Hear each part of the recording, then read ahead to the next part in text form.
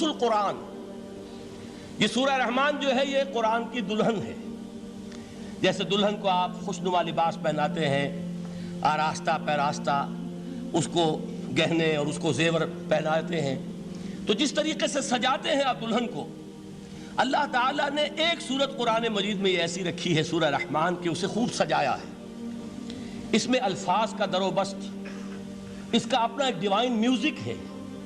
وہ تو اللہ تعالیٰ قراء جو ہے، خاص طور پر مصر کے قراء، اللہ تعالیٰ ان پر رحمت نازل فرمائے، ان کی خطاؤں سے درگزر کرے۔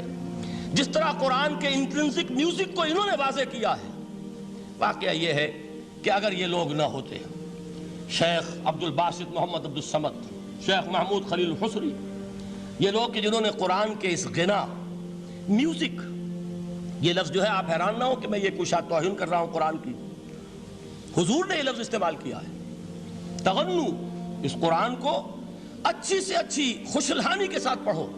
من لم یتغن بالقرآن فلیس منا، جو قرآن کو بہتر سے بہتر انداز میں، اچھی سے اچھی آواز میں، خوشلحانی کے ساتھ پڑھنے کی کوشش نہیں کرتا، وہ ہم میں سے نہیں ہے۔ بلکہ ایک مرتبہ حضور رات کے وقت آپ گشت پر تھے اپنے ساتھیوں کے حالات معلوم کرنے کے لیے۔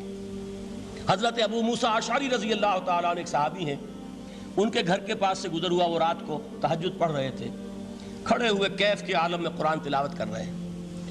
حضور کو بہت پسند آئی ان کی قرات، کافی دیر تک وہاں کھڑے سنتے رہے۔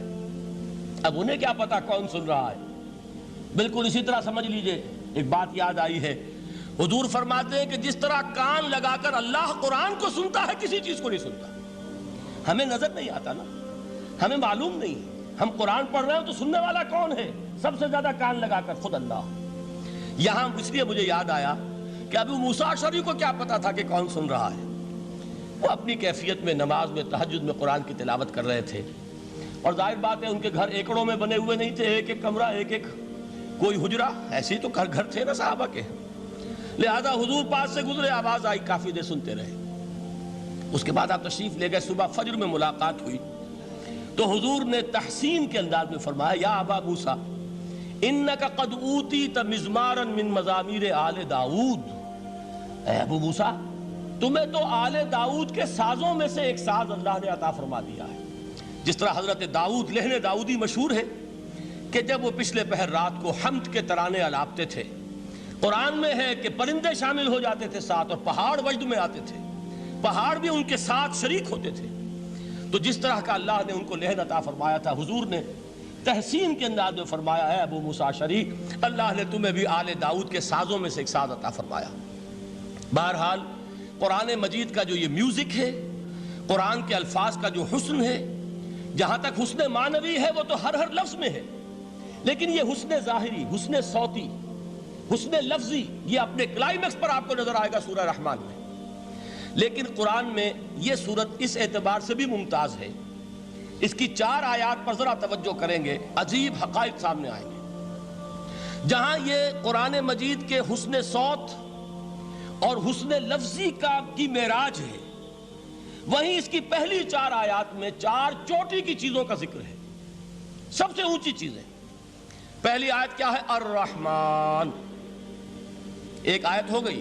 رحمان کیا ہے؟ اللہ کا نام ہے۔ کبھی آپ نے غور کیا اللہ کے ناموں میں سب سے پیارا نام کون سا ہوگا؟ رحمان۔ کیوں؟ اس کا مادہ کیا ہے؟ رحمت۔ ہمیں سب سے بڑھ کر جس چیز کی ضرورت ہے وہ کیا ہے؟ رحمت خداوندی۔ نام اچھی طرح سن لیجئے اس حضور کے قول کو۔ حضور فرماتے کوئی شخص جنت میں مجرد اپنے عمل کی بنیاد پر داخل نہیں ہو سکے گا جب تک کہ رحمت خداوندی دستگیری نہ کرے۔ کسی صحابی نے بڑی ہمت اور جرأت کا ثبوت دیا کہ پوچھ لیا، کیا حضور آپ بھی؟ جب آپ نے فرمایا کوئی شخص داخل نہیں ہو سکتا جنت میں محض اپنے عمل کی بنیاد پر جب تک کہ رحمت خداوندی جو ہے وہ دستگیری نہ فرمائے۔ پوچھا گیا کیا آپ بھی؟ آپ نے فرمایا ہاں میں بھی۔ آپ انداز کیجئے کہ اگر محمد الرسول اللہ بھی رحمت خداوندی کے ضرورت مند ہوں تو تاب دیگراں چے رسد، ہماری تو سب سے بڑی ضرورت رحمت خداوندی ہے۔ اب یہ رحمت جو ہے قرآن مجید میں اللہ تعالیٰ کی یہ شان 2 الفاظ کے ذریعے سے آتی ہے، رحیم اور رحمان۔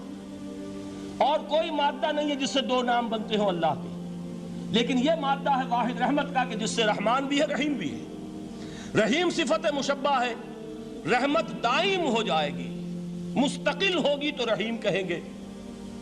اور رحمان، اس میں رحمت کی ہے وہ شان ہے کہ جیسے ٹھاٹھے مارتا ہوا سمندر ہو، ہیجان کی کیفیت، طوفانی کیفیت، رحمت خداوندی کا طوفانی جوش، وہ ہے رحمان۔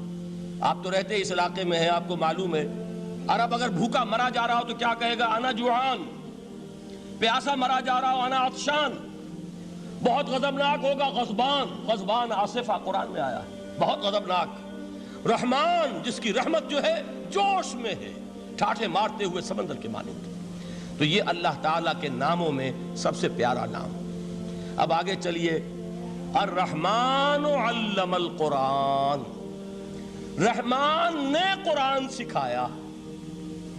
رحمت خداوندی کا سب سے بڑا مظہر، رحمان کی رحمانیت کا سب سے بڑا مظہر قرآن ہے۔ ان میں جو منطقی ربط ہے اس کو سمجھتے جائیے۔